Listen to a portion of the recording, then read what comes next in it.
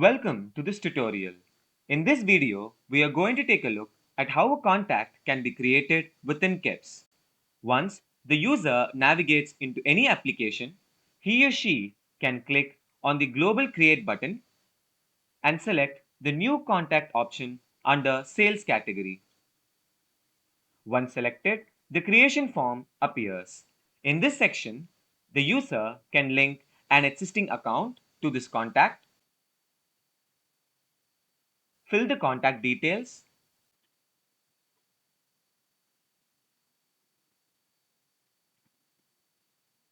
assign the contact owner, which is autofill right here, and mark if the contact is a VIP contact or not. Once all the mandatory fields are filled, the user can submit the form and the contact is created successfully. Thank you for watching.